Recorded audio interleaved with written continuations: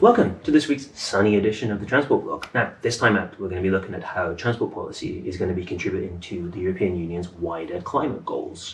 And these are the two ways in which you can look out for that. The first thing is the European Union's emissions trading scheme.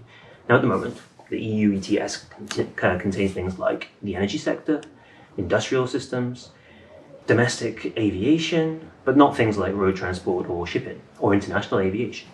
Now, work is ongoing to include the shipping sector in the carbon market. Now, that would basically mean that any ships coming into the European Union in its ports would have to pay to pollute, which currently it does not.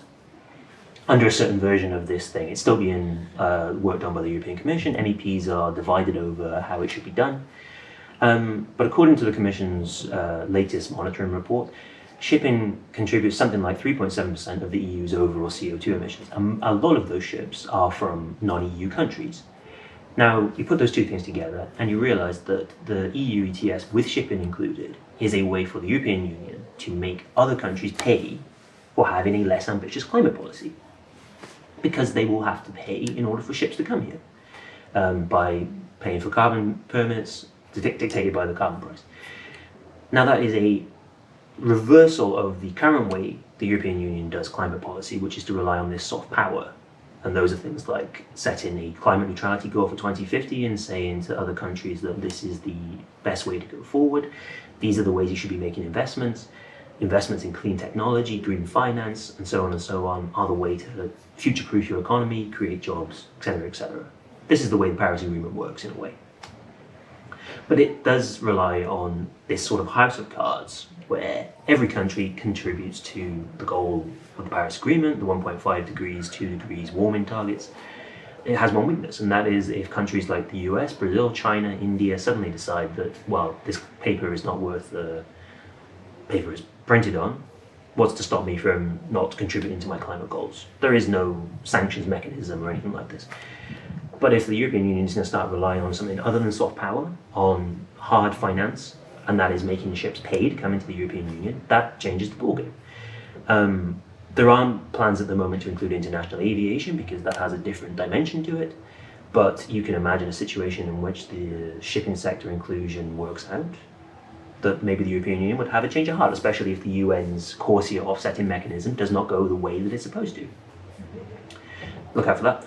Second thing is the snappily titled Carbon Border Adjustment Mechanism, otherwise known as the Carbon Border Tax, which would basically be a list of products imported into the European Union that have to be charged because of the way that they are built or manufactured, using processes that are carbon intense, not sustainable, because that would be undercutting the products that are built here domestically in the European Union, which would contribute to things like carbon leakage, offshoring of industry, because of the economic benefits of producing a product somewhere with less strict regulation. That list is still being worked on. It has to be World Trade Organization compliant. But one of the things that senior officials tell me is under consideration is electric car batteries. Europe is really pushing on with creating its own domestic supply chain for this. But you can imagine that because our electric vehicle needs are going to increase according to most projections over the coming years, putting a tariff on dirty batteries that are imported into the European Union will have a twofold effect. It will probably boost our domestic industry, and it will perhaps control the producers of these in Southeast Asia to start building their batteries with green technology, renewable energy, and so on and so on. So you can see how a push on transport policy is sort of meeting this climate nexus and making the European Union pursue something that isn't soft diplomacy anymore. It is basically making other countries pay for being less green.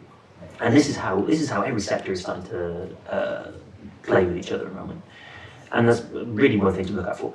Of course, things like the ETS and the Carbon Border Adjustment Mechanism are nowhere near being finalized yet.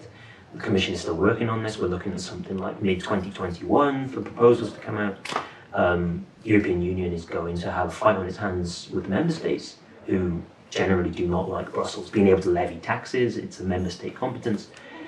But those two things that I mentioned, the ETS rollout and the Carbon Border Adjustment Mechanism, the Commission has proposed that they could be a way of fueling the repayment plan that the Commission has proposed for its €750 billion recovery instrument.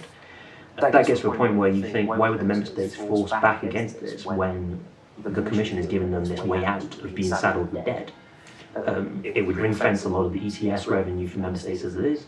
Carbon border adjustment mechanism would obviously, the member states would have to sign off on that. They would have to sign off on the product list. And when you have countries like France and Germany really pushing on batteries, Southeast Asian batteries being on that list suddenly makes a whole lot of sense. So there's going to be a lot of tete-a-tetes and play with this, strong negotiations. So there are two things really to look out for. They're niche, they're geeky, but they're going to have a huge impact depending on which way they go with this.